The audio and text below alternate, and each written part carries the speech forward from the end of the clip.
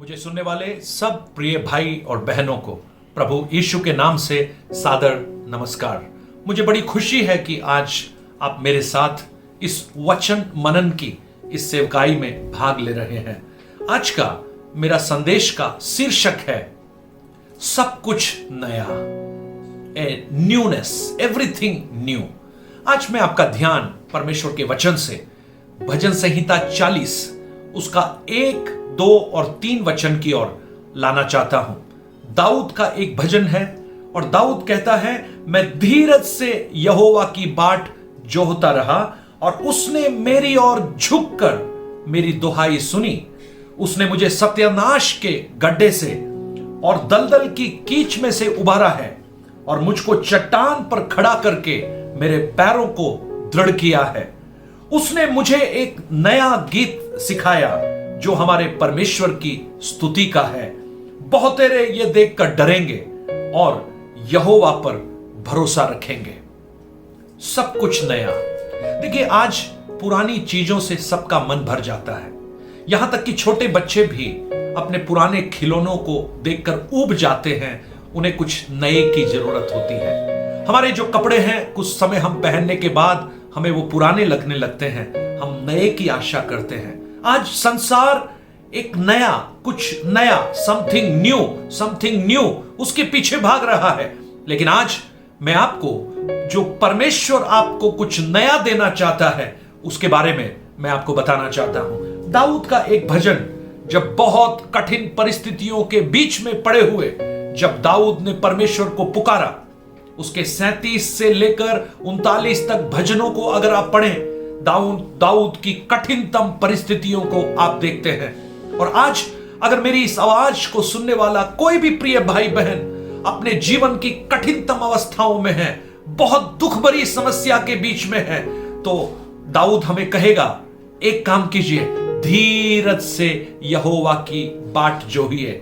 और जब आप धीरज से उसकी बाट जोहेंगे, परमेश्वर जानते हैं क्या करेगा, वो आपकी ओर झुककर आपकी दुहाई को सुनेगा। ऐसा लगता है जैसे स्वर्ग झुककर दाऊद के पास आ रहा है और अपने कानों को लगाकर कहता है, बोल बेटा, बोल बेटी, मैं सुन रहा हूं ना। और देखिए, उसके बाद उस तीसरे वचन में जब हम आते हैं तो वहां पर हम देखते हैं दाऊद कहता है, उसने मुझे एक नया गीत दिया। Praise the Lord. ये बहुत सुंदर है और मैं आपके लिए इसी वचन को मैं लाना चाहता हूं। प्रभु आपके लिए भी कुछ नया करना चाहता है। दाऊद कहता है, एक नया गीत उसने मुझे सिखाया। किसी और व्यक्ति का गाया हुआ नहीं, किसी और के मुंह से सुना हुआ नहीं, कहीं गूगल से ढूंढ कर निकाला हुआ पुराना गीत नहीं, लेकिन एक नया गीत। और देखिए वो कहां से आया, स्वर्ग से वो गीत आया। यानी परमेश्वर ने दाऊद को सिखाया। उसकी जो स्क्रिप्ट थी, उसके जो वर्ड्स थे, वो भी परमेश्वर ने दिए। उसका जो म्यूजिक कंपोज किया, वो भी स्वर्ग से किया गया।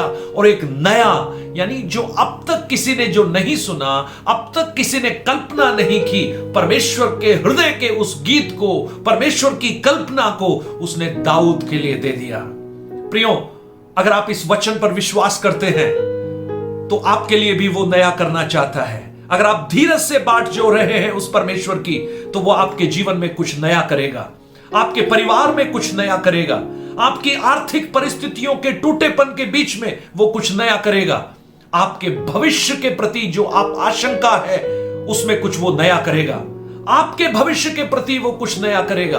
आप जिन बातों की कल्पना करते नहीं हैं, आपके लिए वो करना वो प्रारंभ करेगा। आज मेरी प्रार्थना है, परमेश्वर आपके लिए कुछ नया करे। आपने जो कल्पना नहीं की, जो आपने सोचा नहीं। देखिए, आज जब हम कपड़े भी लेने जाते हैं तो हम ये देखते हैं, उसने पहना हुआ था, वो ऐसा दिखता था। लेकिन मैं आपको कहूं, अब जो आप करेंगे वो आप दूसरों को देखकर नहीं, लेकिन जो आपके जीवन में होगा उसे दूसरे देखकर आनंदित होकर कहेंगे, जैसा उसके जीवन में हुआ था, जैसा छुटकारा उसने पाया, जैसी चंगाई उसने पाई, जैसा उत्तर उसने पाया, मुझे उसकी जरूरत है। Praise the Lord. आप मरकुस की इंजिल 5 अध्याय को जब पढ़ते हैं, एक स्त्री को आप देखते हैं जो 12 वर्ष से लहू बहाने की बीमारी से ग्रसित थी। समाज ने उसे ठुकरा दिया, डॉक्टरों ने सारा पैसा लूटकर उसे भेज दिया, कुछ भी उसके पास नहीं बचा, यहां तक कि अपने मन के दुख को कहने के लिए भी कोई नहीं था। लेकिन मरकुस 5 में हम पढ़ते हैं, उस स्त्री ने अपने आप से कहा कि यदि मैं यीशु के वस्त्र को छू लूंगी तो मैं चंगी हो जाऊंगी। अगर आज मेरी आवाज सुनने वाला ऐसा कोई भी भाई बहन बच्चे नौजवान हैं जो अपनी बात किसी को शेयर नहीं कर सकते, बता नहीं सकते, क्योंकि उनके पास ऐसा कोई नहीं है, मैं आपके लिए कहना चाहता हूं, स्वर्ग है, आप स्वर्ग को बोलिए, आप अपने आप से बोलिए। यह स्त्री अपने आप से कहती है, यदि मैं उसके वस्त्र को छू लूं तो चंगी हो जाऊंगी। देखिए, उस बात को अगर आप देखेंगे, यीशु ने आज तक ऐसा चमत्कार नहीं किया कि उसके वस्त्र को छूकर कोई चंगा हुआ हो। किसी ने सिखाया भी नहीं कि ऐसे भी चमत्कार हो सकता है, लेकिन पवित्र आत्मा ने उसे कुछ नएपन के लिए प्रोत्साहित किया।